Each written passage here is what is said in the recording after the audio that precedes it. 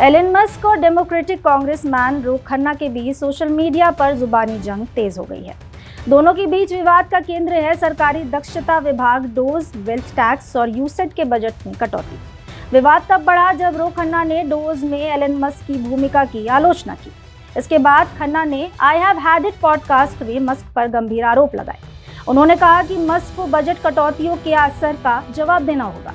खन्ना ने कहा कि जब उनकी सत्ता में वापसी होगी तो जवाबदेही तय की जाएगी और एलन मस्क को इसके लिए जिम्मेदार ठहराया जाएगा। खन्ना ने आरोप लगाया कि मस्क 4,400 मिलियनेयर बनने का जश्न मना रहे हैं, लेकिन उन 45 लाख बच्चों की बात नहीं कर रहे हैं जिन्हें उनके मुताबिक यूसेट को खत्म करने के कारण नुकसान हुआ है।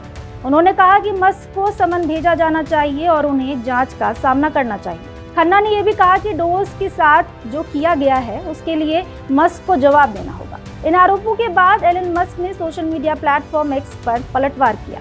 मस्क ने रो खन्ना को रो द रॉबर यानी लुटेरा रो कह दिया। उन्होंने एक ऐसे पोस्ट से भी सहमति जताई जिसमें खन्ना की गिरफ्तारी की मांग की गई।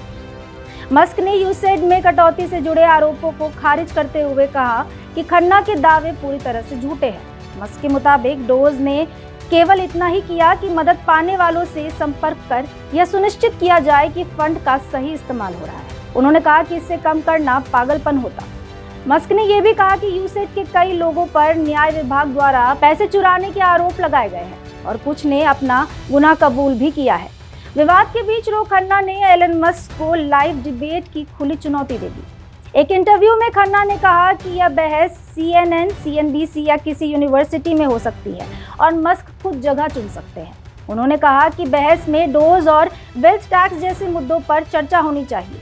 खन्ना ने यह भी कहा कि अगर मस्क फ्री स्पीच और स्वतंत्र अभिव्यक्ति में विश्वास करते हैं तो उन्हें इस बहस में हिस्सा लेना चाहिए। फिलहाल इस जानकारी में इतना ही। ऐसी तमाम खबरों के लिए देखते रहिए भारत एक्सप्रेस।